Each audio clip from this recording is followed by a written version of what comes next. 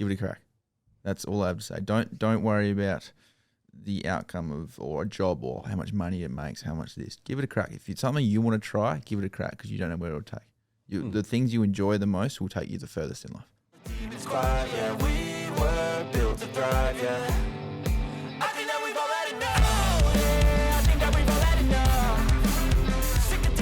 What's going on, everyone? Welcome back to the podcast. We are joined by Nick Robbo again. This is round two. Round two, let's go. So we won't go through all the who you are, what you do.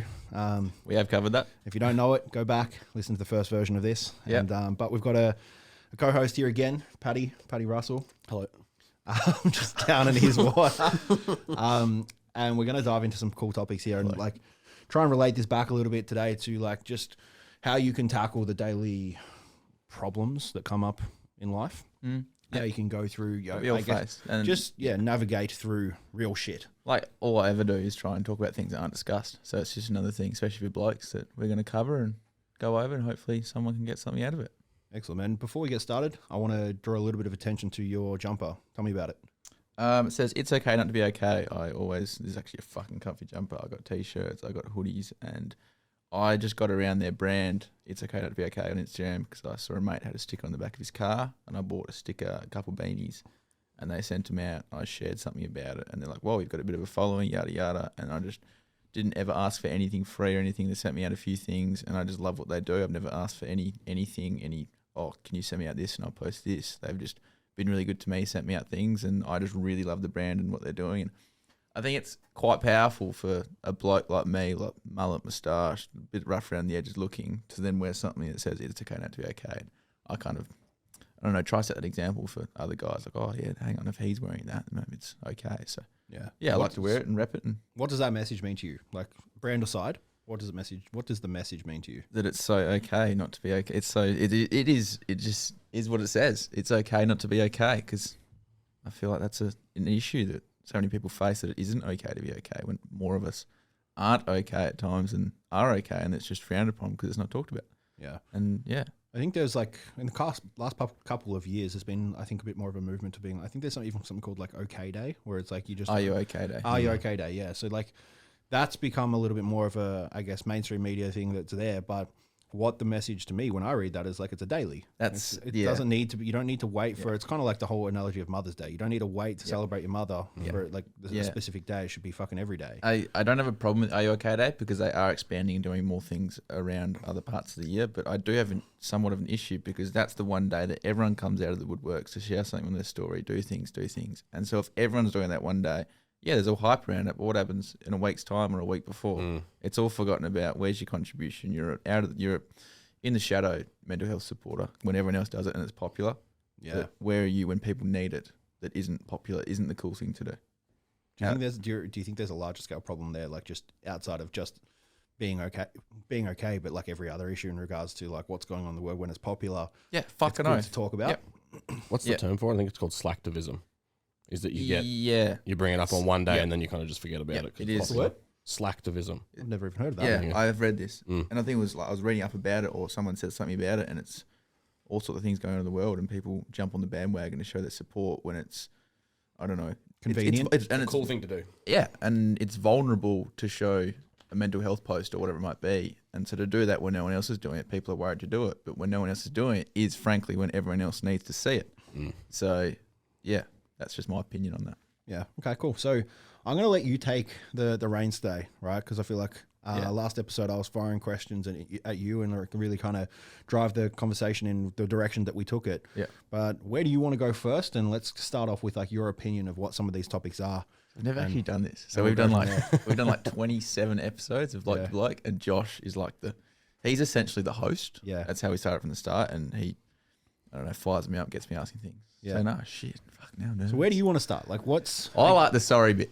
Okay, and we discussed this yesterday. Yeah. And an apology, what it means, how to be sorry. And what's the thing we both completely agreed on? It's sorry, but. Yeah. And when you have a but after an apology, it just takes away from the apology, and it's not sincere. A sorry is taking ownership for your wrongdoing. And what was the other one? I'm sorry you feel this way. Yeah. and we both like clicked, agreed, like laughed about it, like holy fuck, like yeah, I'm sorry you feel this way about me doing this. An apology is taking ownership of your wrongdoing. Yeah, that's not a fucking. I refuse to take that as an apology. Yeah, well, it's like you said, it's not taking ownership of anything. It's actually pushing blame elsewhere. Yeah, if you are in the position where you're saying sorry for the way you have received this, it's nearly an insult towards you. That I'm sorry you're that way. Yeah, it's a backhanded compliment. It is. It's like it's literally just a slap in the face of like, oh well, I can't control how you feel. Yeah. Well, no, you can control how the fuck you act. Yeah. And sometimes your actions have response. Right. Yeah. This is like when it comes to any sort of argument, disagreement, even within like the business, like. And this comes back to what we spoke about in the last episode. I try and take extreme ownership on everything. Yep. It's a weight to bear. Yep. But in this context, it's really holds true, because if I don't take responsibility for everything, how can I actually sit there and give apologies where necessary, right? So when it comes back to actually taking that responsibility, if you push it somewhere else and go, "Well, I'm sorry you feel this way," it pulls out all the fucking onus on you. Yeah, it does. Because, well, I can't control how you feel, so I may as well just sorry because you feel that way. Yeah. But the thing is, and I guess where I'm going with this, any argument, any disagreement, any problem isn't always, not even 9 times out of 10, is always a reaction to something. Yeah. Now, whether that reaction has been blown out of proportion or is potentially misconstrued, you haven't like understood context. Cool. Re-explain. Cool. I didn't mean to make you feel that way. Yeah. That's a better way to address that. Like, I didn't mean to make you feel that way. I'm sorry, I made you feel that way. Exactly. Yep. This was my intention, but I understand, this is the big thing, understand why you feel what you feel, because it's a reaction to what I did. Yeah. Right? Yeah. And like, I have these conversations in business all the time. It's like, oh, well, I told you to do sales this way. You feel unconfident. Cool. I'm sorry that I didn't help you feel confident and just expect you to do the thing. Yeah. And it's little things like that when you're emotionally aware, which we'll tap into soon, which is why Pat's on the mic, because he's going to give us a different perspective on that. It's you pick up on these things, and I won't take it. I'm sorry you feel that way as an apology. And if you're with someone that does this, or you're around someone that does it all the time, just you try to pick up on it. And it's like, no, I'm taking blame for them trying to apologize for something which they're not able to do. And it's like, so those sort of things, I don't know, try and. Well, I think we could all look back to any point in life, business, experience, whatever it is, there has been times where we've pushed blame elsewhere. Yeah. It's common, right? Like, and it's not something that I'm saying that doesn't happen or shouldn't happen. It's just like, be aware. Creating awareness of language is really good, is like a very broad spectrum analysis, what actually goes on, but creating awareness of the way we speak can change the outcome of things significantly. Yeah. Like it's said that, I think like random number, I think it's like 97% of communication is done non-verbally, right? Which is like tonality, which is, body language, etc. Yeah. But 100% of the time when you talk, words matter. Yeah. Right?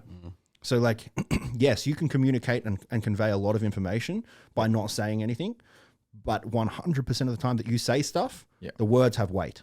Yeah. So what you say fucking matters. Yeah. So if you can't actually take that ideal into any line of communication, whether it be sorry, whether it be asking for a favor or taking a thank you. Yeah. Like what you say fucking matters. Yeah. Right? Yeah. Same goes in sales. It's like, you can fucking convey confidence. You can convey all this shit through body language and tone. Yeah. But if you say the wrong fucking thing, it's not going to go anywhere. Yeah. Yeah. Yeah. No, I rate that. So like I look at the way I look at business is weird. I look at this in businesses, kind of relating it back to just interpersonal connection. Yep. Right. So language I would normally use like with friends, family and loved ones needs to be conveyed through the way I run business.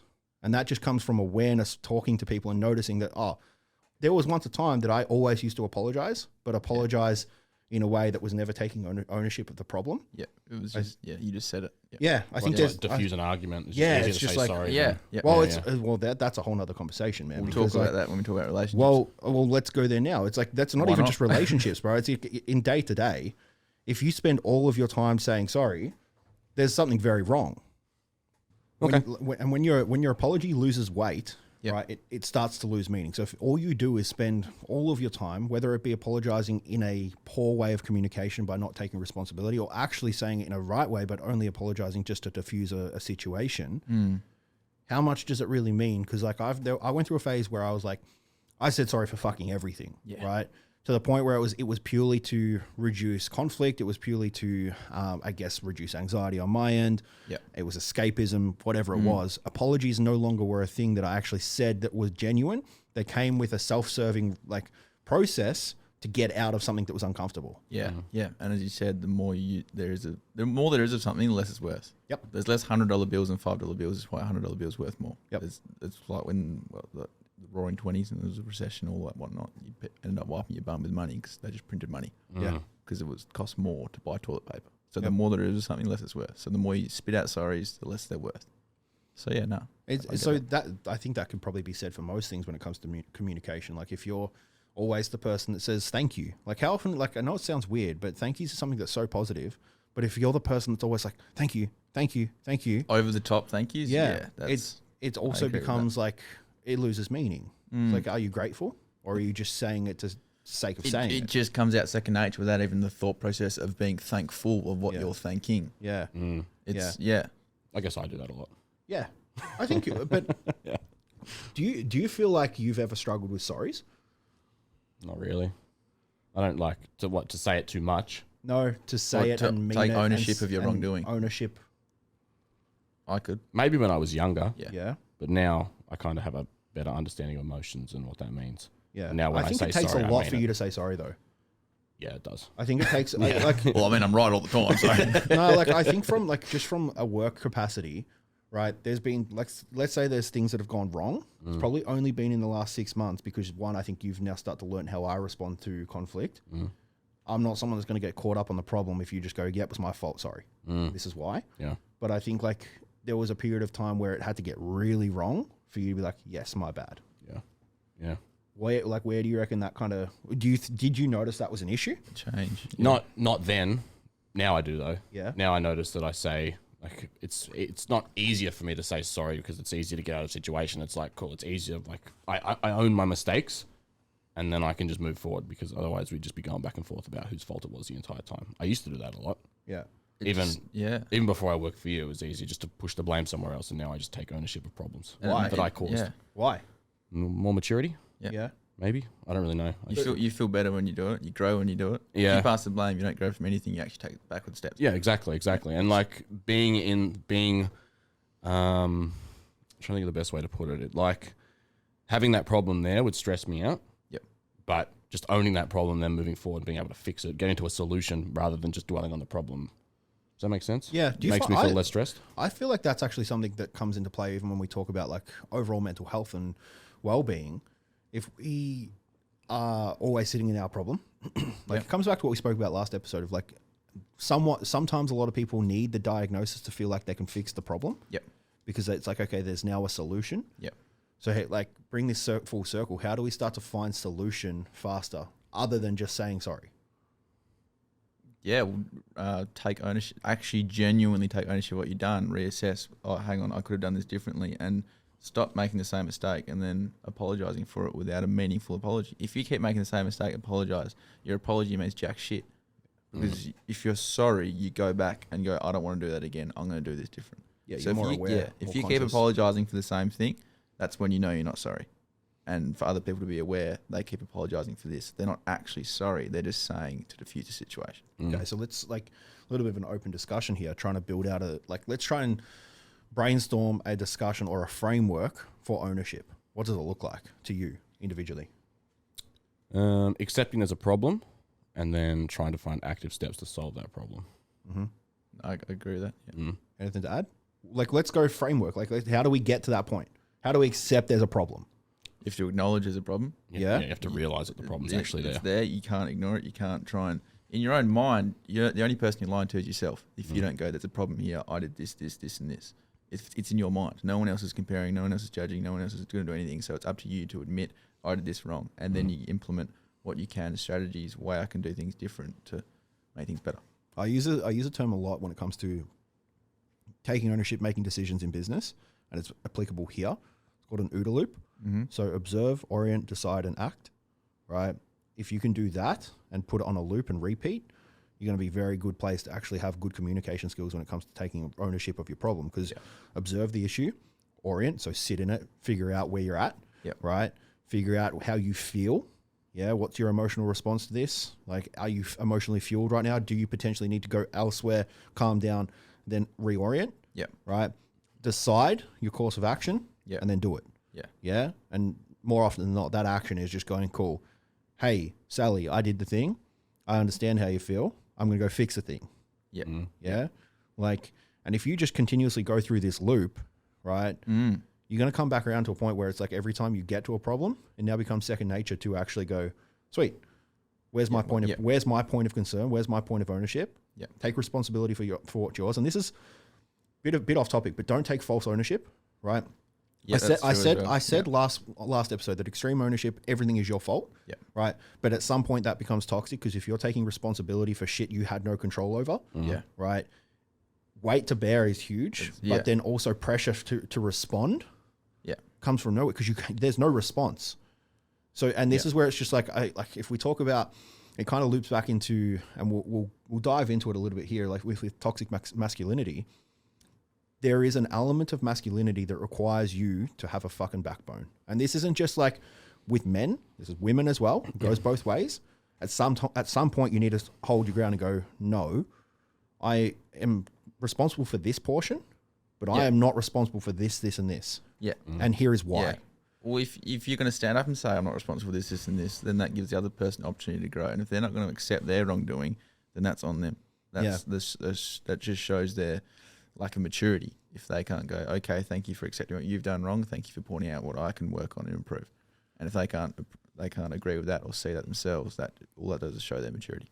Because there has been a level of pacifism that has come with like this toxic masculinity, that being pacified to the point where you no longer feel comfortable to speak your mind because you don't want to be overbearing and dominant, right? There is a reason that dominance is somewhat attractive, right? That's true. It is somewhat necessary.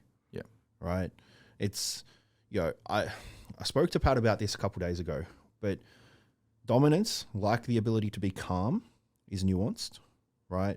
So if you are someone that is passive, has no dominance in you ever, you are not, you are not it's not something to be proud of or something to write home about where you go, I'm never dominant. I'm not an asshole. I'm not an asshole. It's like the dominant person that shows restraint is the person that has actual control. Yeah, right. Right? Yep. If you don't have the opposite end of the spectrum, what the fuck is it?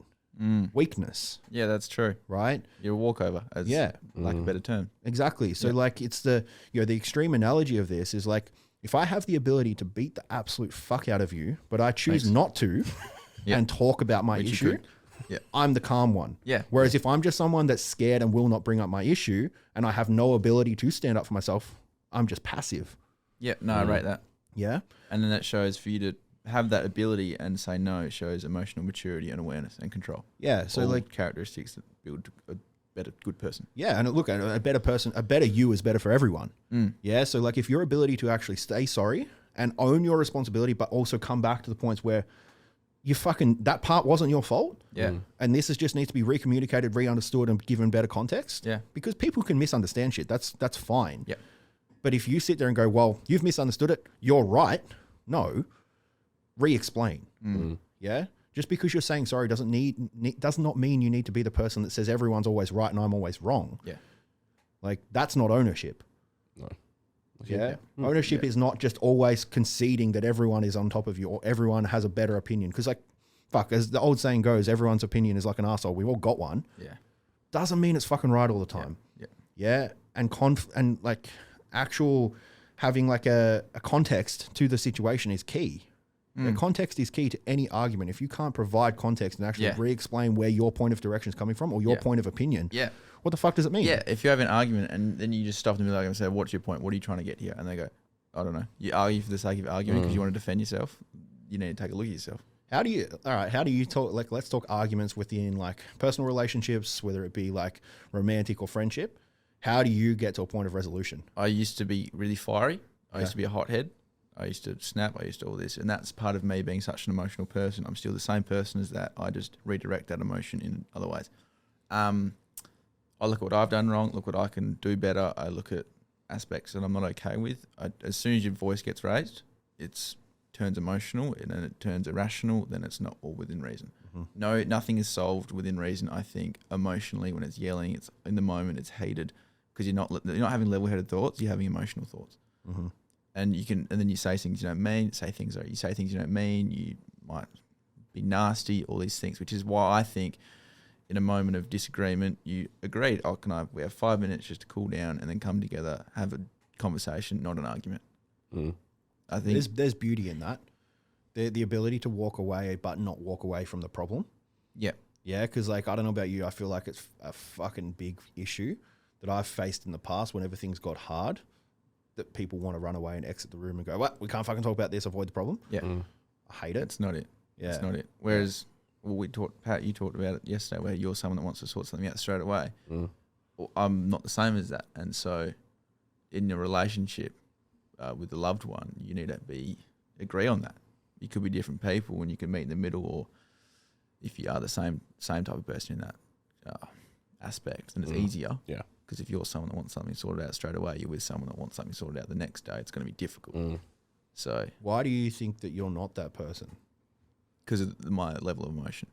Okay. And I'd just give each other 5 minutes, come together. And through experience of nothing gets solved well heated. It's nasty, it's argument, it's yelling. As soon as yelling, it's not nice. You don't want to yell to your loved one. Okay, so devil's advocate, how do we avoid that without walking? Right, so like, like open the conversation to be like, okay, well, if you don't solve problems well in heated scenarios, rather than be reactive to the heated scenario and go, hey, I need 5 minutes, how do we reduce the heat? You just like let's say someone at home is dealing with someone that is a little bit more fiery, a little bit more emotional. Treat your loved one, your partner. And that is a bit more, objectively fiery. Rather than just banking on the fact that, hey, it's going to get heated, and then we're going to have to separate for 5 minutes, and then we can come back and have the discussion. How do we get to the point where that's no longer necessary? Because if we can shorten the curve, right? It's because realistically, what this is, it's a learning curve. Right. If we can shorten that, make it more awareness around that.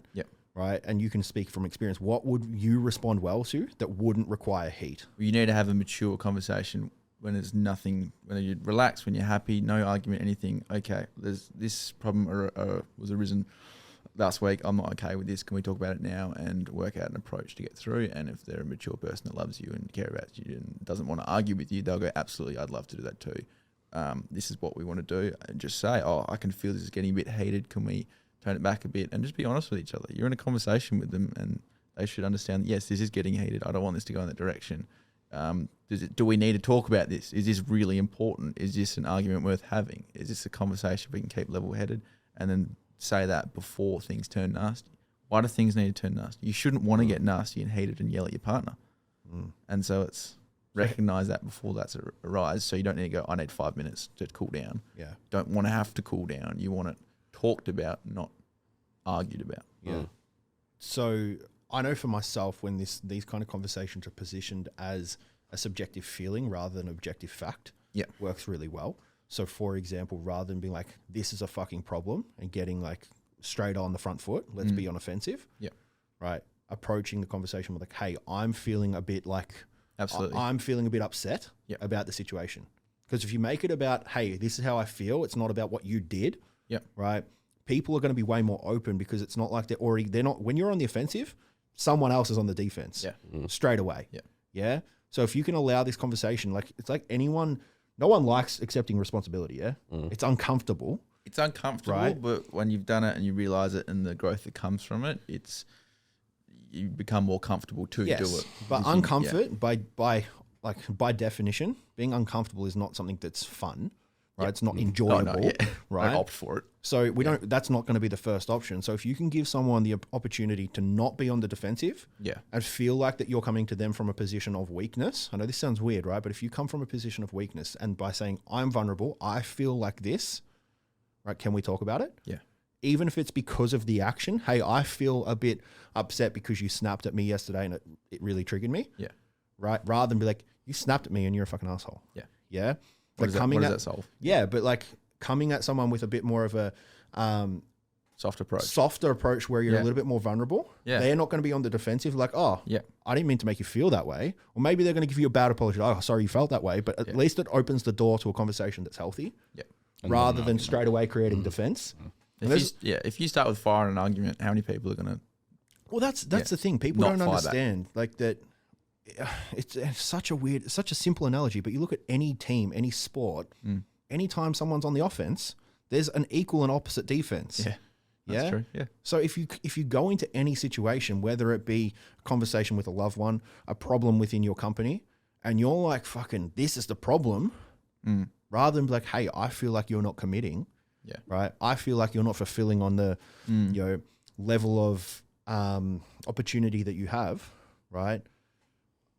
That's going to be way more received. Yeah. Yeah. Like, and having hard conversations are hard. Oh yeah. Find an easier way to have them with less fucking fuel on the flame. Yeah. Yeah. You get to the end of the problem fucking quicker. And no one's angry. And you walk away happier, and you grew, and you learned. No one. When you defend, you don't learn. When you defend, you're not rational. When you defend, you're not. Nothing helps anything. Yeah. So you implement what you can to not have the other person defend themselves. Sorry. Yeah, and you avoid creating this level of resentment, right? Because like you said, you walk away from a conversation, you're angry.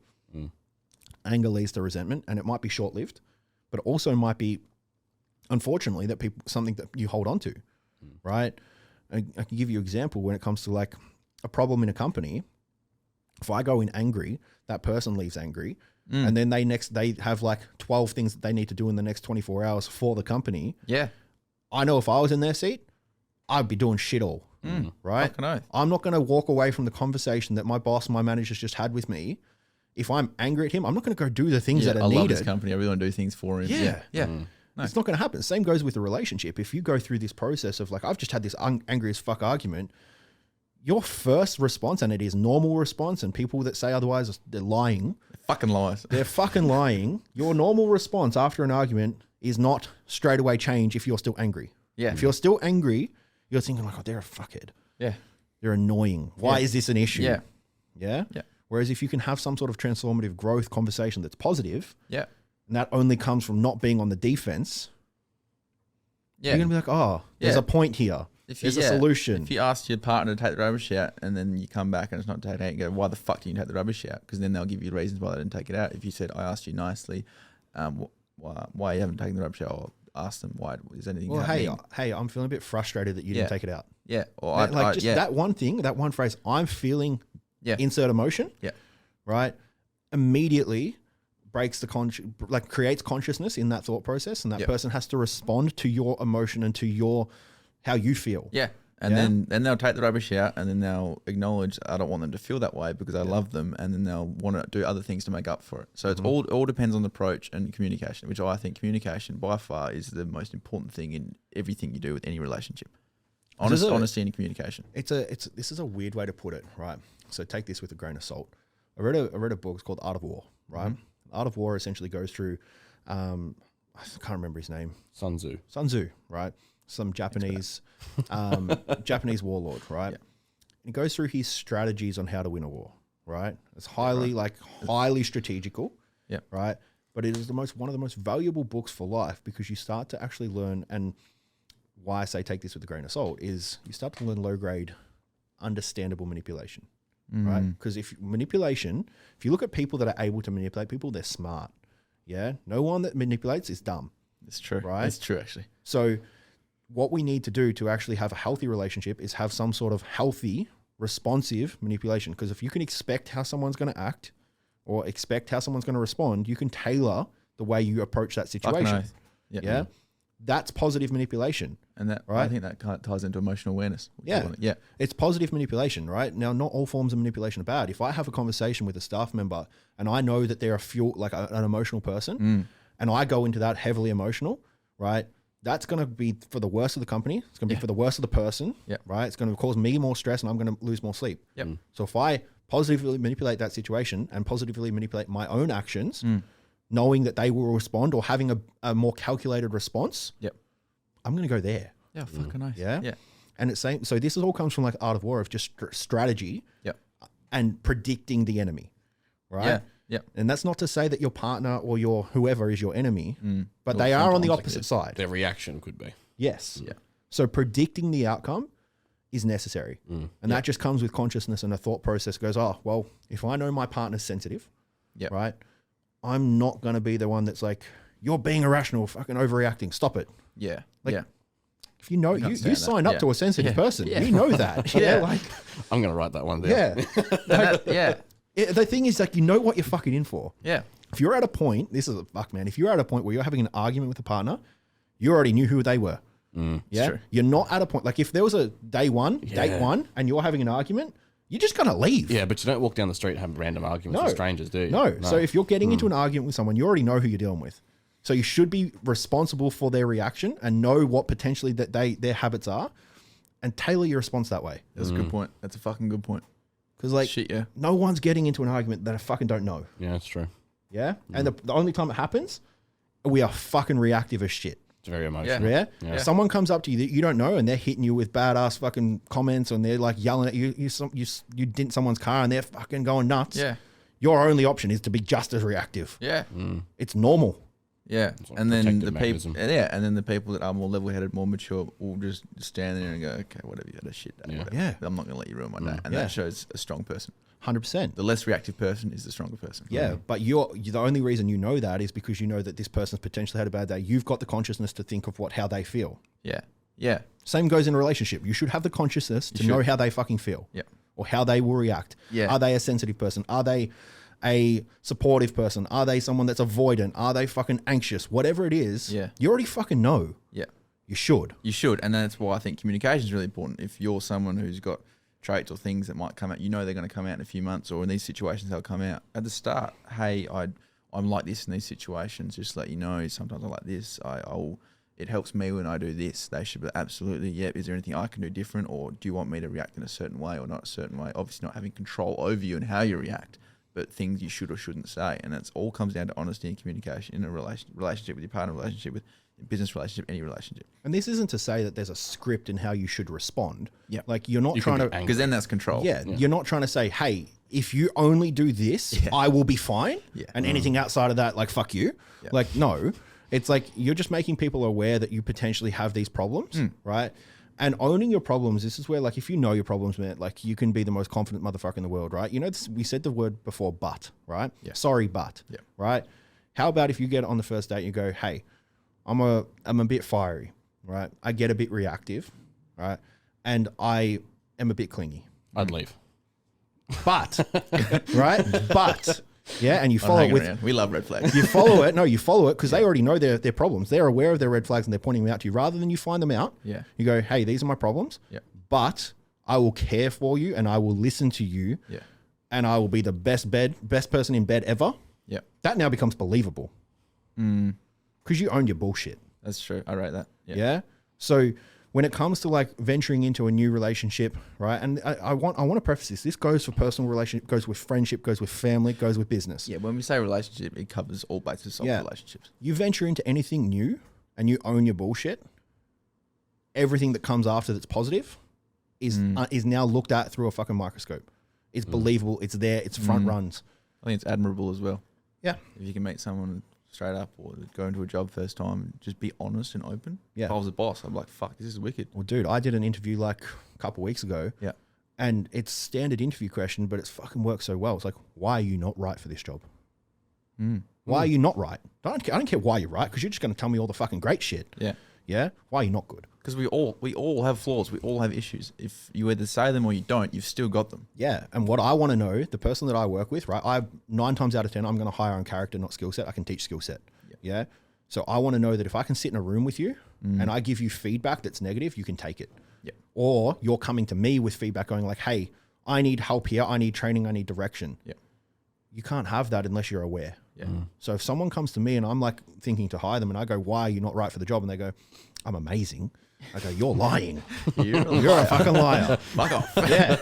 Like, I'm going to want to blow my brains out if I sit in a room with you for more than an hour because you just think you're the shit. Yeah. Which no one likes. No.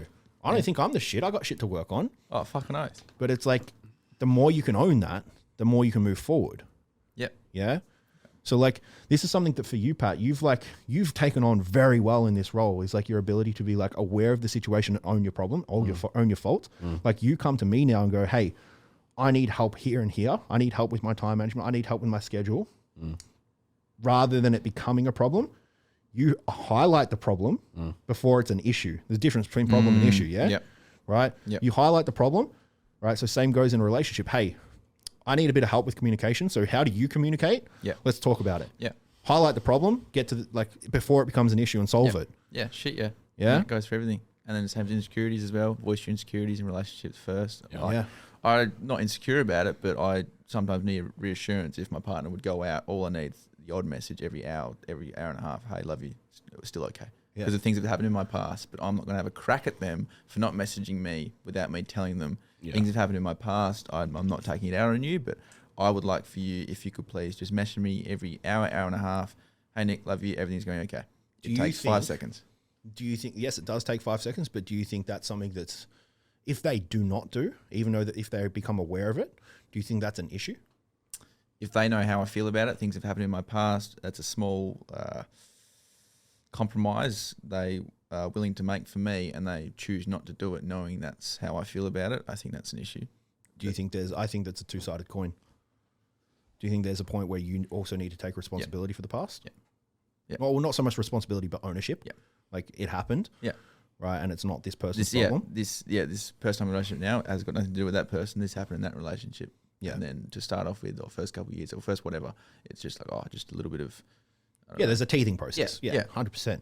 But so things like that, being open and honest with, and but that's just setting standards, man. That's just setting expectations and going like, well, this is how I feel. This is what's good for me, right? And I do it a lot when it comes to like personal relationship, but I do it heaps in business. I'm like, hey, this is what I expect from you, right? And this is why. Yeah.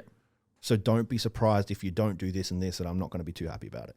Yeah. Like when it comes to like writing contracts, or when it comes to like having meetings with staff, it's like these are the expectations. Right, because without expectations, like I'm not someone that really tracks KPIs. I don't sit there and go, "Oh, did you do this, this?" But expectations are set. I actually said this in a group meeting not too long ago. I said, "It's not my job as the CEO, manager, fucking owner, to force standard. Yep, it's my job to set standard, and it is your job to either hit or miss. Yep. If you miss enough times, there's a problem. Yep. Yeah. It's not my job to continually force standard and be the one that's like doing all the stuff to try and drag everyone along. Right. It's my job to outline the standard, outline the expectation. And then if you need help with any of these expectations, ask for it. Because at the end of the day, we're a team. I say it all the time. We win and lose as a team, right? Anytime there's a problem in the business, it's not addressed individually. It's addressed as a group, because 9 times out of 10, if there's a problem with one, there's a problem with all. They're all going to experience it at some point. So if there's been an issue with like fulfillment on client needs or whatever, it's addressed as a group. Hey, we need to get better at this, rather than, hey, you person do this thing. Because then they'll get defensive. They'll get defensive, 100%. Yeah. Same goes when it comes to like a relationship. We need to get better at communication, not you are the problem. It's there's always two sides to the coin. So like it's naive for people to say like, I will never bring any past trauma into a relationship. You always will. You always will. But being aware of it and being conscious of that and communicating that, allowing that other person to say that, okay, well, that is past trauma. So a portion of that is unhealthy. But I will conform to make you feel better, because I don't want you to feel bad. But at some point, you also need to address the fact that this is an issue. From a past thing which I have nothing to do with. We can't for the next 10 years. If we're going to have a marriage, I can't for the next 10 years, every time I'm out of the house, message you every hour. It's not going to happen. For now, great. But until you build that trust, until you build that like level of, I guess, security. That's until that's built. I'm happy to conform and do this. But once that's built, that foundation is there, deal with your shit. And I think that should be mutual as well. You shouldn't be the person that says all these things that I want you to do, and they got nothing to give back because they have nothing wrong with you. That's control then at that point. Just give me the odd message when you're out on the town. Okay, and you want me to do that? Absolutely, I can do that for you because I asked this of you. And then it's mutual, and then you slowly stop doing less of it because you gain each other's trust. It's reciprocity, man. It goes back and forth. If you're always the person asking and never giving, you're going to be a fucking pretty toxic place. But that goes to also say, I think this leads into very well, like problems that are problems that people use as an excuse of that's just my personality. That's just me. Right. But it's a negative thing. Because like, this is like, I hate it, man. When people say like, never change for anyone. It's like, well, sometimes, motherfucker, you need a change. Yeah. Or you're going to repeat the cycle, right? And you're going to have an unhealthy relationship. You're going to argue. You're going to hate each other. Yep. Oh, but I don't want to change. Yeah, I ain't changed for no one. Yeah. I am who I am. You can't change me. These are my values and beliefs. They can change. Yeah, like principles, great. Keep them. Yeah. Yeah. But we need to be malleable people. Well, values and principles are different to your personality. I agree. Yeah. Like- yeah. No, but I think values can change too over time. Well, they can. Oh, So gosh, can yeah. principles. Principles, I don't think so. You don't think so? I think with maturity, principles can change. And with I think self-development growth. from an adult perspective, though, once you're an adult. once you're an adult, I think your principles are what they are, right? And if they're positive principles, like granted, there are going to be outliers to the situation that their principle is go kill people. Don't do that. Yeah, that's fucking don't do that. Let's work on that one. Yeah, but like that's unfortunately, it's we can sit here and talk about what the world should be, but it is there are fuckwits, right? And they have Believe it or bad not, principles. Yeah.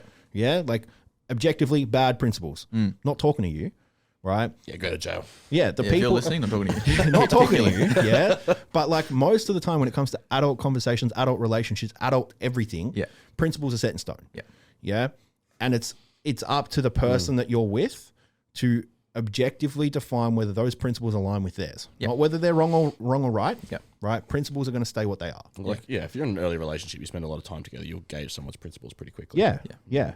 But like standards can change, values can change. Yeah.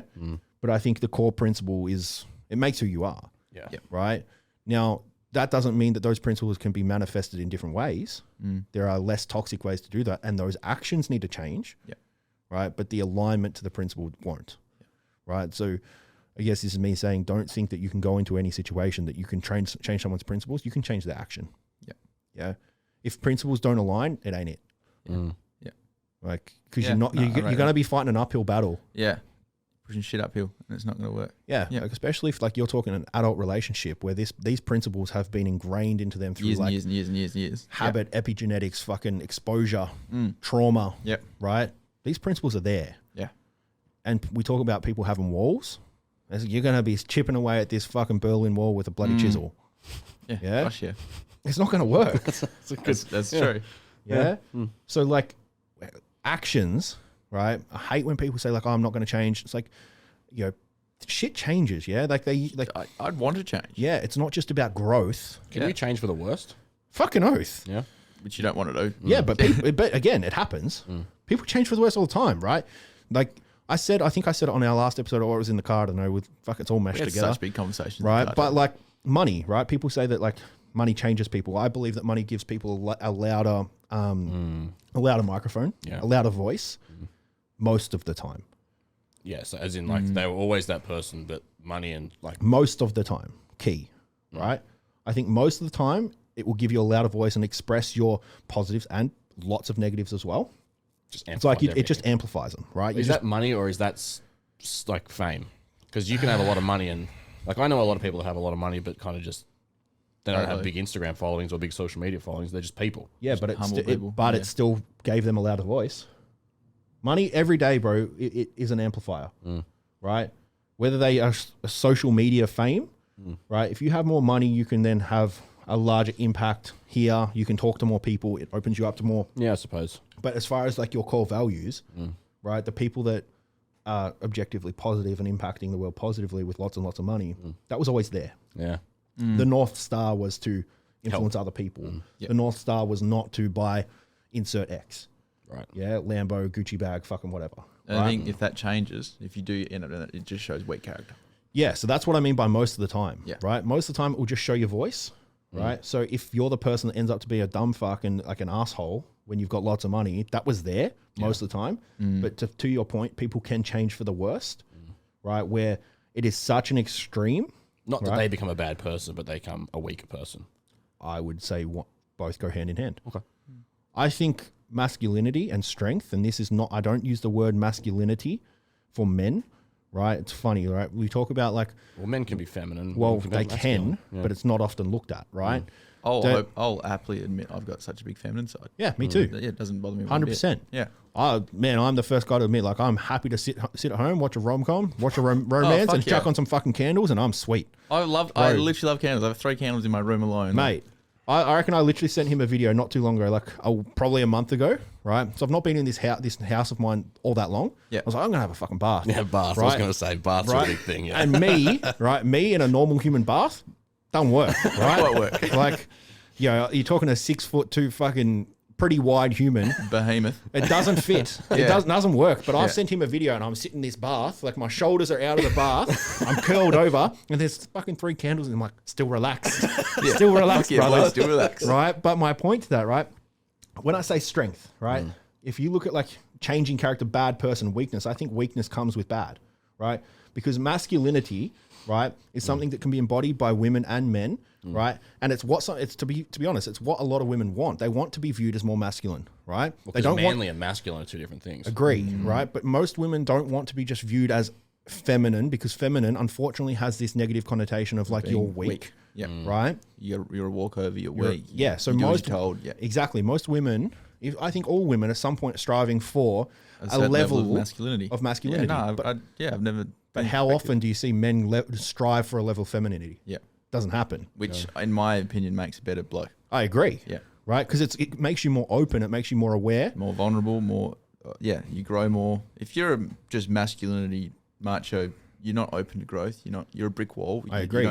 You look like a brick wall and your emotions are a brick wall. But I think that shows more weakness than strength. Fucking oath. Yeah. Yeah, because you're avoidant. You're like, no, fuck, if anyone gets in here, I'm going to crumble. Yeah. Yeah. Because you don't know how to crumble, because you're not in touch with your feminine side. You don't know how to deal with it. Exactly. So when I say like bad person comes with weakness, bad person, most of the time, closed off. Bad person, most of the time, going to be avoidant. Bad person, going to be the person that tries to manipulate people. That's weakness. Yeah. Yeah. So being masculine and feminine, right? If we look at the cross point of a Venn diagram and the beauty happens in the middle, right? It's masculine and feminine energy that creates health, creates healthy. Fucking oath. Yeah. And then when we talk about toxic masculinity, it's the people that are sitting on the outside of that far extreme. Yep. Yeah. The people that are assholes that try and over exaggerate masculine. Yeah. It's like, You're dude, a wanker. you what that, but it's a double negative. Yeah. Yeah. If you're on the outside and you're fully extreme, yeah, double negative means positive. You are now a fucking weak person. Yeah. Yeah. Fuck you. Yeah. You're weak as shit. Yeah. If you can't open up, you can't show people what you do and how you feel to any degree, right? You're going to struggle. You are.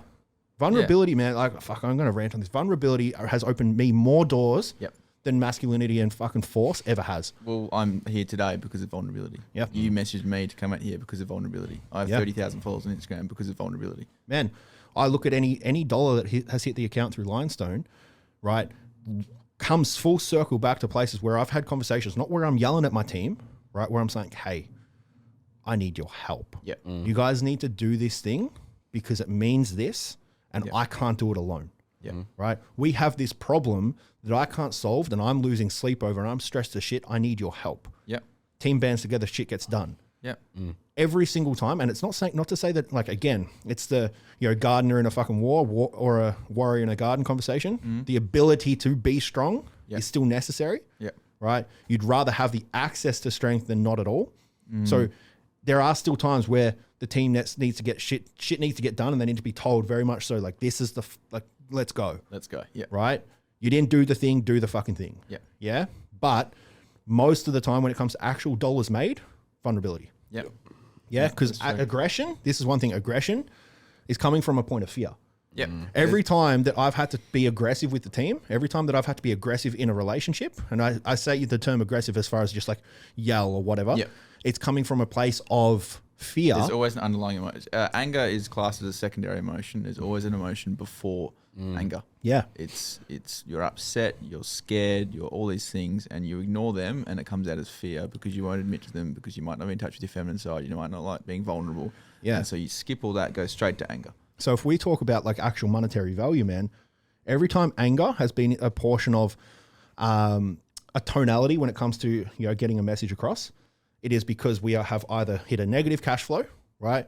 And we need to catch money up, right? So that's not dollars made, that's dollars recovered. Yep. Yeah. Every time it's been anger, it's either been dollars recovered or fuck, we're getting close to needing to do dollars recovered. Yeah.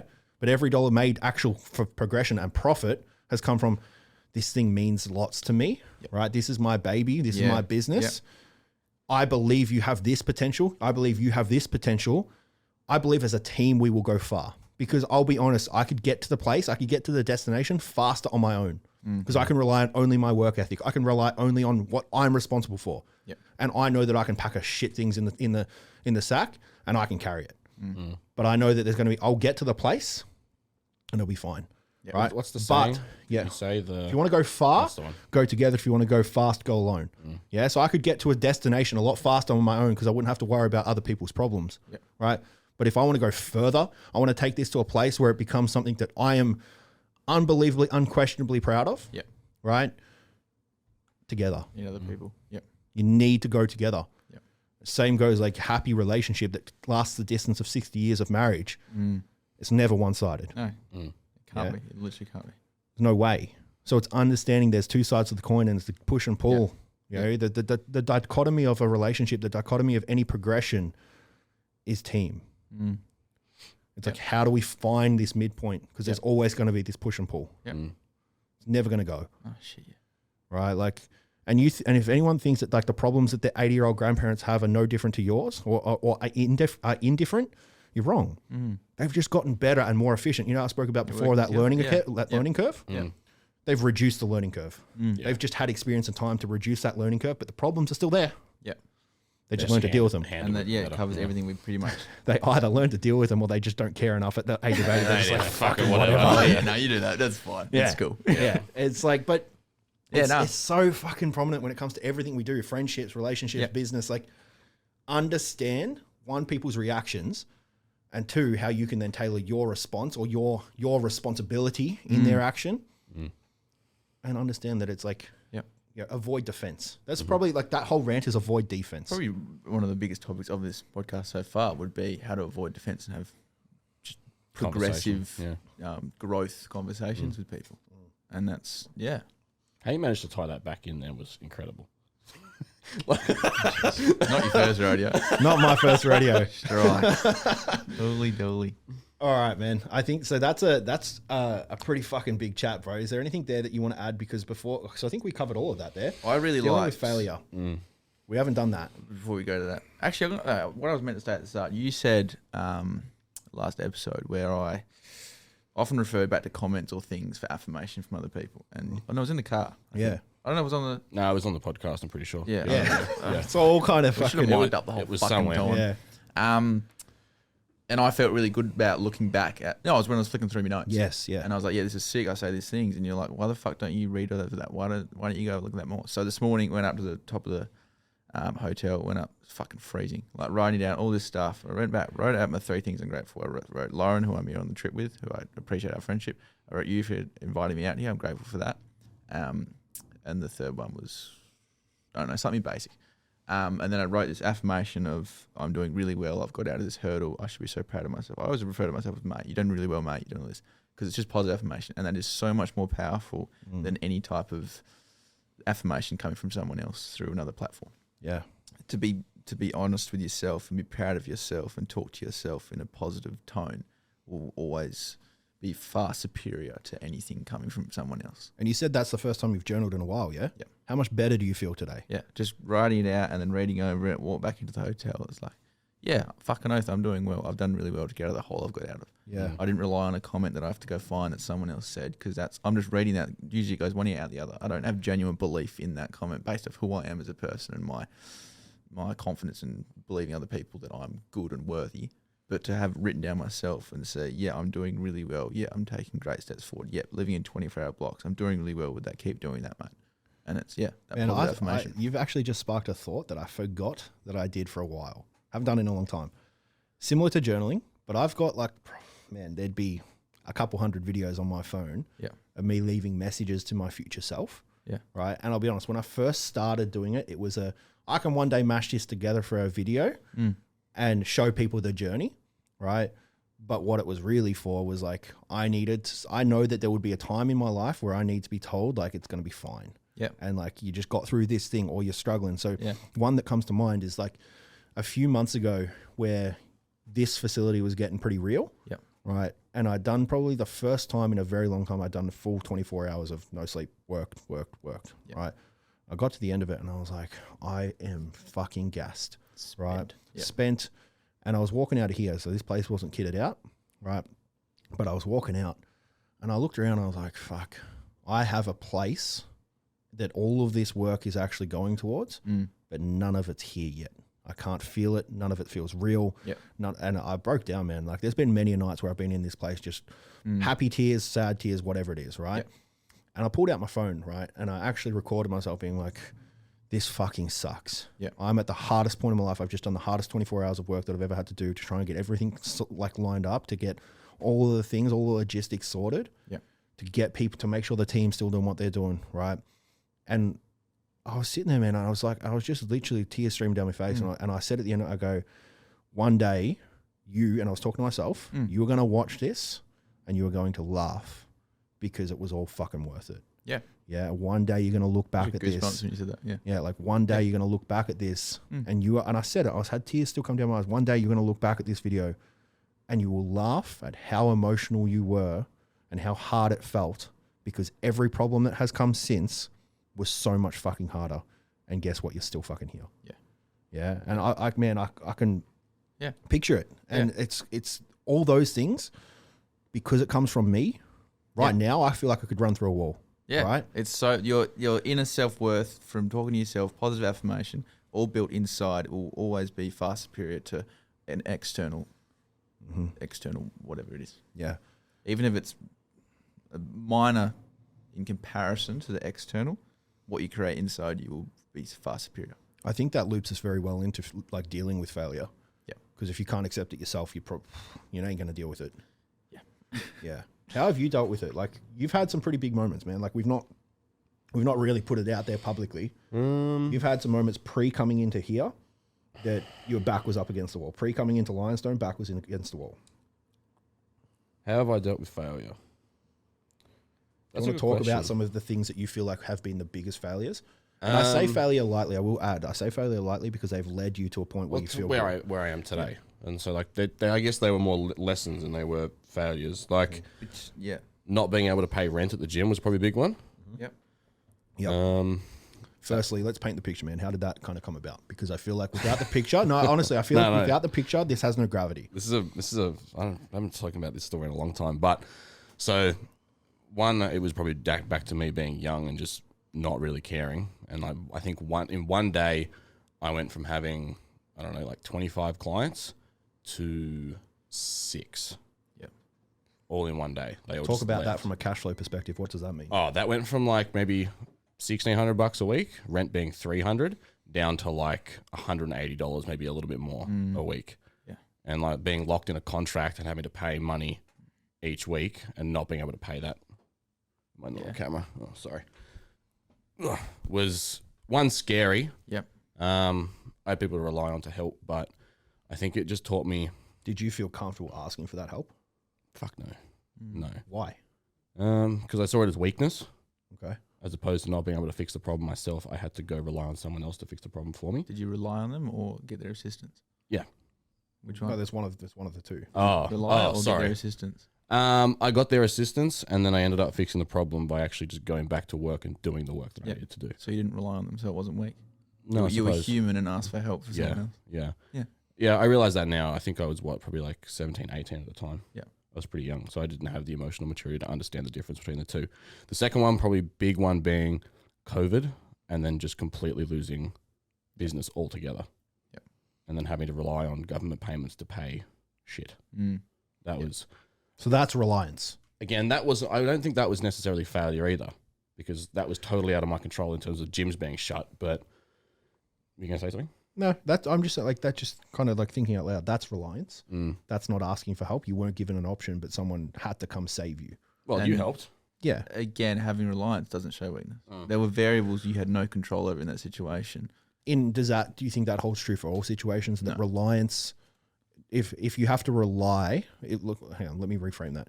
Is there a difference between reliance and asking for help? I think we can both probably say yes. Yep. There's a big difference there. So does one come with more weakness than the other? Depends where you're coming from when you're relying and how long you're relying on for. Can I add a little bit to that? Yeah. Because like, I rely on the salary you pay me to pay the bills, Yes. which is not weakness. But you But also you're not do the relying. work You for do it. the work for it. That's Yeah, your reward for the I work. suppose, yeah. But if I had zero work ethic and zero bloody cheers. If I had zero work ethic and didn't do any work and then relied Don't play on on the chair. You're pulling away. no, it's just I feel like I have to have a conversation with both of you and I can't do it sitting like this. You can sit on. You can sit on his lap if you want. No, thanks, that's all right. Oh, No, I can't talk to the talking about that microphone. next. I've completely lost my train of thought. It's fine. Reliance. Reliance. So like if I did zero work but relied on the money you gave me, I think that would be a form of weakness as opposed to that would also just be laziness. But what I was going to say Okay, is laziness weak? fucking oath it is.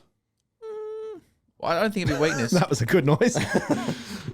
So that one flatter. I don't think it's a weakness. It's a period of your life where you struggled and you.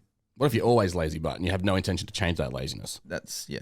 That would be different. weakness. Yeah, you went through a period of tough times. You finding your feet again. You wanted to make progress to be in a good place. I don't think that's lazy. No, But I think there's a different. No, lazy is objective. Lazy is you either are or you are not. But I think there is nuance to it because cause of lazy.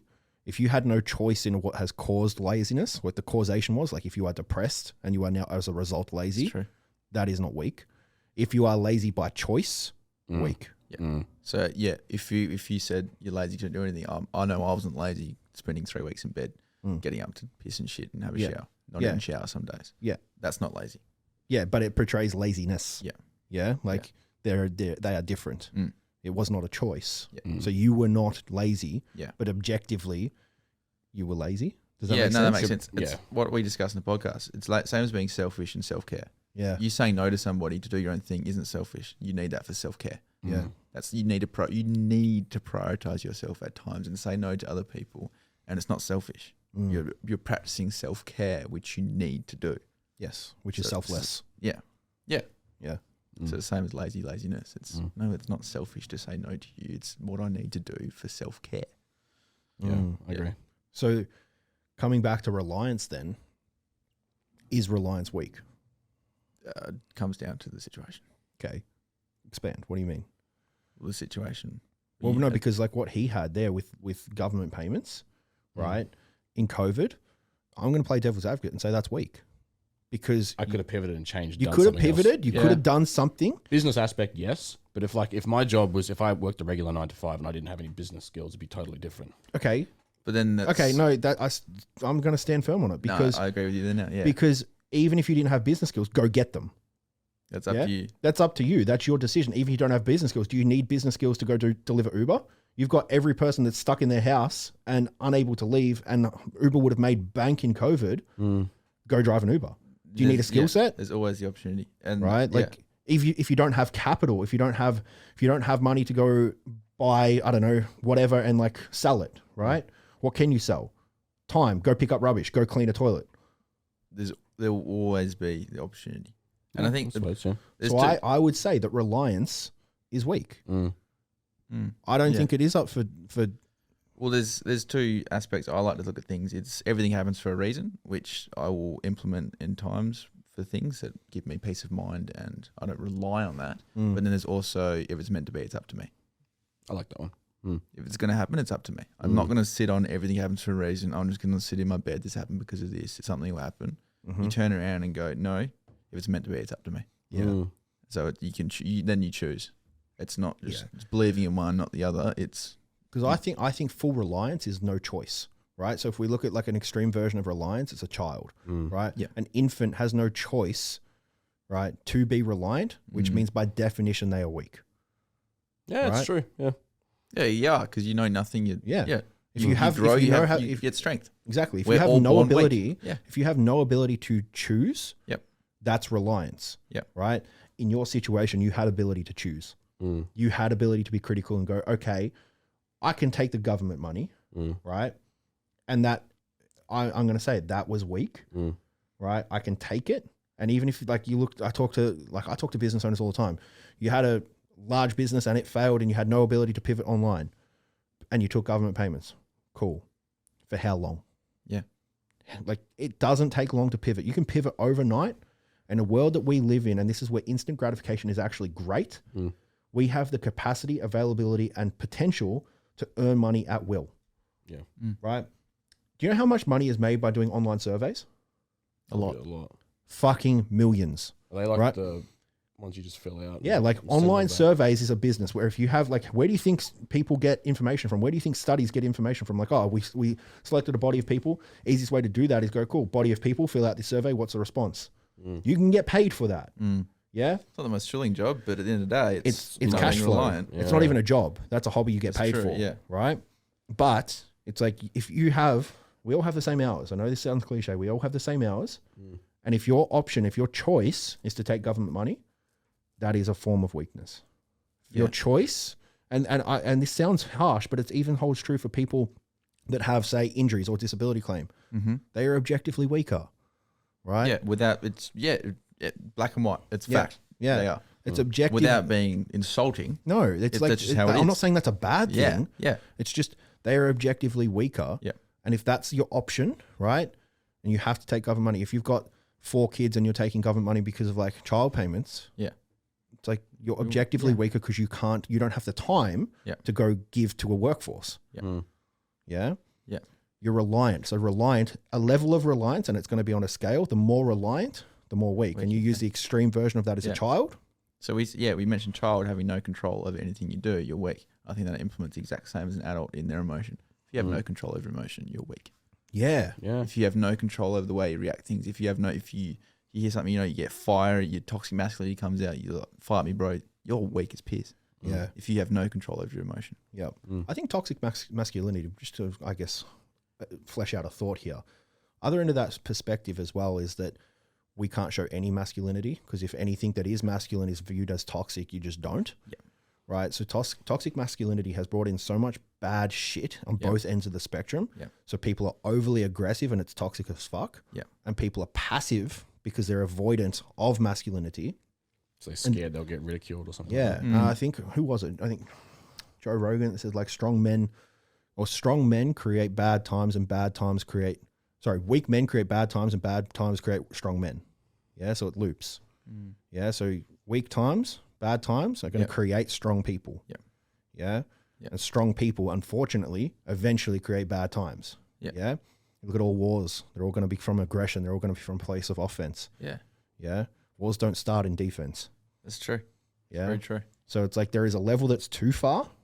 And there's a level that's not enough. Yeah. And then it's just finding that middle ground. It's like I said the other day. When was it? Yesterday. With the pendulum theory. Extremism. Finding neutrality is fucking hard. Yeah. But it is the answer to progression when it comes to an argument. It is the answer to progression when it comes to us as a society. It's the answer when it comes to business. It comes to emotional, mental, and health. Find neutral. Find that level of feminism that you need. Find that level of masculinity that you need. And then that's down to you. That's where wisdom comes from. You learn these things based off experience. Yeah, man. I'm gonna flip out my phone and we're gonna go through some questions because I had a couple really good ones the other day. I put up a Q&A on the old Gram, and I think we'll be able to actually have a little bit of a discussion on some of these and break them down to a point where they are a bit more understandable, because I feel like a question that is answered on Instagram, this is something a little bit of pet peeve of mine. Questions on Instagram, you can't really give a full answer. That's very true. Yeah, 100%. All right, so what's your best piece of advice to give a teenager? Big one. Very general. Yeah, it is very fucking general. Can we all have our own piece of advice? One of them would be have a crack. Yeah. Give it a crack. That's all I have to say. Don't worry about the outcome of or a job or how much money it makes, how much this. Give it a crack. If it's something you want to try, give it a crack because you don't know where it'll take you. The things you enjoy the most will take you the furthest in life. 100%. Don't go to a course because someone says it'll get lots. I hate that in school where you look at jobs that you might want to do in careers and that shows the predicted income. No one gives a fuck. That's true. If you pick a job based on what you make, in 5 years' time, you're going to quit and you're going to take backward steps. And then all you're going to do end up in the road is either be unhappy in the job you're doing or end up in the job you want to do in the first place, but you just cared about how much money it made. Did you say something, was it on the podcast yesterday or was it in the car, about uni and how you dislike university? This is in the car. Yeah. Yeah, we're just we led in this pathway to go to university and study this thing that we're not sure why we're like, who the fuck in year 12 knows what we're going to do the rest of their life? Take a couple of years off, give things a crack, study these things for your own sake, research your own things. Hey, I'm actually really interested in this. I like researching this without being a uni course. Yeah, this is when I started to study. You don't figure that in year 10, 11, 12. No. You figure that out in your own time when you've tried things, you've tried different things. So to get out of year 12 and go straight to uni, I don't agree with. Because you end up studying things you regret after 4 years, then you feel obliged to take a career in that, which you don't want to do because you picked it because you were pressured into it in year 12. So my broad advice, not like deep mental health stuff, would be give things a crack and don't worry about the outcome of things like money and all that stuff and other people's opinions. Don't fucking worry about someone else's opinion. Usually all that is well, what did I say? Never take criticism of someone else's. Wait, what is it? Never take criticism from someone you wouldn't take advice from. Yeah, and it's implement that sort of mentality and just give things a go. If someone says, no, I don't want you to do it, would you take their advice? No, so don't take their criticism. Yeah, that's good.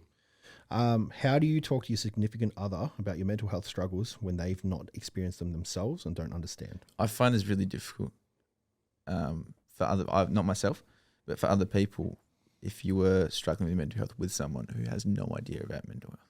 And I think that sometimes is a big part of compatibility, of that they actually genuinely understand. And if you're as a very severe case of someone who struggles with their mental health, like I would be, I think I would struggle with someone who has no idea about mental health struggles. Yep. So that comes down to compatibility at the end of the day. I would agree, but also disagree on some level, because I think there can be people that are unbelievably compatible, but they just don't have experience in what their partner's gone through. So to combat that, to give a bit of advice on how to talk about it, educate first. Yeah.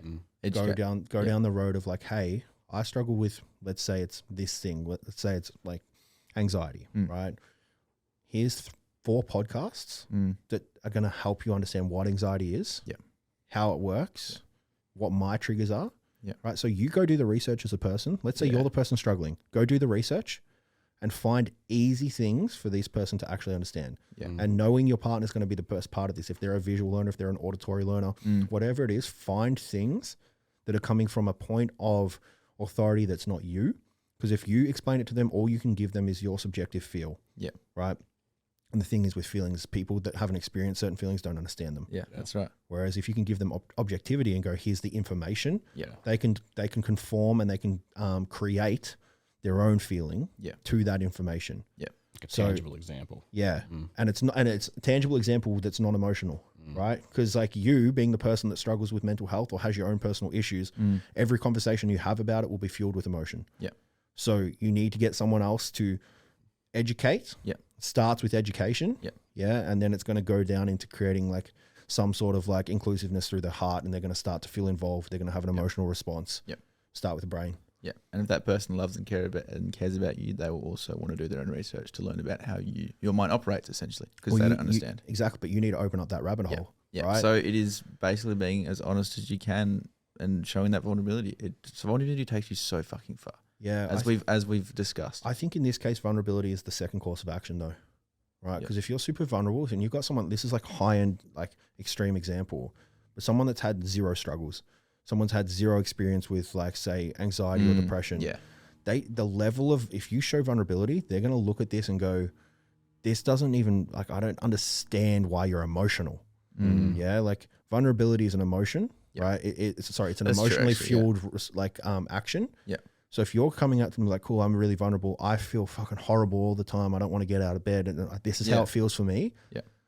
The logical response to that, and this is where you need to understand that their logical response is actually like, logical. Their response is normal. Well, you can use me as an example. Yeah.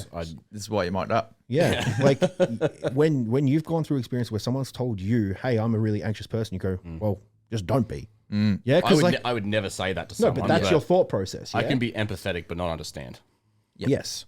So like, it's like you can go in the moment, like, yeah, oh, cool, I get that. But then like, you're going to sit there in the car, in the drive home and be like, why don't you just do this? Why you could just not feel that way? Yeah, yeah. So like, I've been anxious, but I've never suffered from any kind of clinical anxiety. Yeah. Yes, we spoke about that. There are differences, but my point there is, if you've got someone that's got zero experience, zero understanding, vulnerability, that's true, is scary. Yeah, vulnerability, because like when you don't understand things, think about any time you've not understood something, first response is fear. Yeah, no, that's Right? true. First response is to retreat and go, that's uncomfortable. Yeah.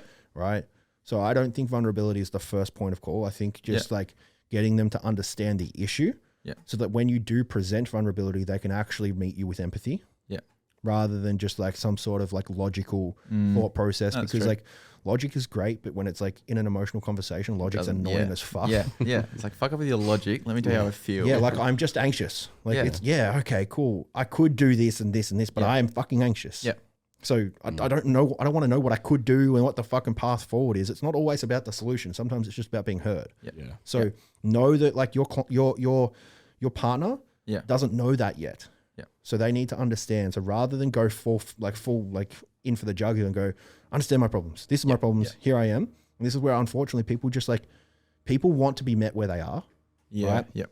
People never understand that like there's also the other side of that coin that people like your partner also wants to be met where they are. Yeah. So when you're trying to sit there and explain all of your mental health problems, That's a lot. it's there for the other person. It's objectively, it's a lot. And like it is understandable. And when you're not emotionally fueled from this, if one of your friends said this to you, be like, oh, well, it is a lot. Like I understand. That's very true. It's a big burden for someone to carry as well. Burden's the wrong word.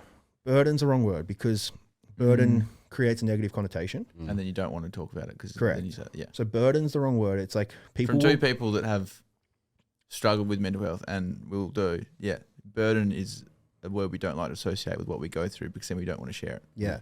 It's something that people want, but the thing is, it no longer becomes a burden when they understand. Understanding starts with education. Yeah. When they're educated and they get it, they will willingly take it. It won't feel like a burden to receive, and it won't feel like a burden to give. Yeah. Right. So, I guess this is me saying if you're having a discussion with your partner and they're just not getting it, it's because you haven't taken the time to educate them first, and you're hitting them with emotion only, and it's very heavy. Yeah. Right. And understand where they're at, and they've got no emotional availability to this because they've not been exposed to it. So create exposure first. Yeah. And don't create exposure in a place where you're yelling, screaming, crying, and like, I'm fucking anxious, blah, blah, blah. Yeah. It's like exposure needs to be done through a point of authority that is not you. Yeah. And I think that's a very good point. I think someone like you needed to raise that because I don't know any other way of being vulnerable because this is all I've ever lived with. This is all I've ever been. I've always been open. So that question probably isn't the best for me because I've only known this way. I've only known a headspace that's anxious and worried and open in how I'm feeling. And people and with social media, everyone knows who I am and how I am. I meet someone, they know how I am. So this isn't actually. But that's created a level of education for your scenario. Yeah. Yeah. Yeah, I guess. Yeah. So education is that this is difference, probably, right? If you got into a new relationship now and they weren't aware that you had mental health struggles, they probably have lived under a rock, right? So they've already like if you're going on a first date, right? They've already like, oh, he's got this. Yeah. I'm gonna probably go read about this. Yeah. Yeah. Yeah. Right. So it's like once that you've essentially opened the rabbit hole. Yeah. And Through then the everything I've person done, person that becomes interested in you will go down into it. Yeah. Yeah. Yeah. So like I can say if I was going to date you, the first thing I was doing, if we were going out for dinner, Which we will. I'd be like scrolling through, looking at all his videos. Yeah. Oh, he had this problem. Yeah. Oh, cool. Yeah. Oh, sweet. Can I deal with this? Yeah. Yes, I can. I'm going to go on the date. Yeah. Yeah. Like this is too much for me. And if it's too much on Instagram, it's going to be too much in real life. That's for fucking sure. I can tell you that right now. Right. So people aren't going to dig themselves a hole that they already feel like they can't get out of or can't deal with. Yeah. Right. So what you've done is created a level of education for people when it comes to interaction with you. Yeah.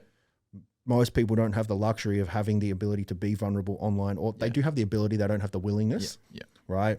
So the conversation of just, well, be vulnerable, it is heavy. Yeah. Right. And initially will be received as a burden. Yeah. Whereas if it's understood, it will be taken willingly. Yeah. No, that's Do you think it's completely fair to someone to opt out of a relationship if they find out that someone is struggling with mental health? I think If it they- is fair. Because like if someone's dealing with 1,000,001 medical problems for the rest of their life, is that someone else's I load to bear think as well? if it's through love and understanding of they don't know how to cope with that, they have no idea what it's like. Their headspace isn't aligned. It makes you different people into the day, and you can't actually be the person that person needs. Then if it's I don't think it's a question of fair. I think it's a question of necessity. yeah, If you don't feel like you can provide the level of support that someone needs, then that's fair for both parties. why be part of it? Yeah. Right. And this is to say, this is it's a moving goalpost, Because have you seen a movie called Love and Other Drugs? No. Okay, great movie, really good movie, heavily like chick flick. Regardless, good Which we movie. love because we're Yeah, good movie, right? But what that essentially goes through is a lady has Parkinson's, Yep. right? Meets a dude when Parkinson's is like not that bad for her yet, Yep. but it will get really bad, right? He falls for her, but then they go to this like conference and there's people that have had Parkinson's their whole life, and then there's people's partners who've had Parkinson's their whole life. Meets a dude whose partner had passed away from it, and he told him like, man, the life you're about to have is going to be shit. He said, like, you're going to be caring for her. You're going to be this, you're going to be that. And initially he pulls away. He goes, I don't want that. Like, that's not what I signed up for. But then, love, like, again, it's the whole fucking romance movie. Love comes true and love takes him home. And he's like, no, I can deal with this. I can move forward. Yeah. But in saying that, in that example, if he had decided and been shown what his life will be, and he was like, I can't fucking deal with this. Yeah. I don't think that makes him a bad person. I just think it makes him a bad person for that person. Yep. It's just the wrong person, not a bad person. Yeah. That's fair. Yeah. So this is like a conversation that like, mental health is not solid. It is fluid. So you could be with someone for 10, 15, 20 years and then they develop schizophrenia. It's like, okay, you've probably got a large enough foundation where To work through it. Yeah. it will be workable. Right. And most people will say, they'd stay no matter what. But there will be cases that like this comes up, I can no longer deal with this, rather than being then, because unfortunately where this leads, and it's again, just painting a very big hypothetical, but if someone goes through this, realize they can't do it, let's say they're 20 years into a relationship, but then realize that whatever has changed is not what they want, but then they stay anyway, resentment, anger, potentially that leads to being unfaithful, that potentially leads to more arguments, that potentially leads to more stress and problems, and then potentially the actual issue gets worse anyway. Bad cycle. So if you don't feel like, I know this is harsh, but if I'm kind of like, if you don't feel like you can deal with it and you've given it a crack, like this is, I'm not talking like, impulse and go, fuck, well, this is big, see ya. Yeah. If you've had a crack and it feels like something that you will fail at and you will under deliver on forever. Or you just don't want. And you just don't want, I think you're actually doing the person a positive and doing them a service by saying see ya. But you're also doing yourself a service. I actually have this experience firsthand with my recent relationship. Mm-hmm. That's what it came down to. Yep. I was in a bad way. She gave me everything to try and make me feel better, and then she ended up being in a bad way, and I frankly couldn't give her that back because I was finding my feet again.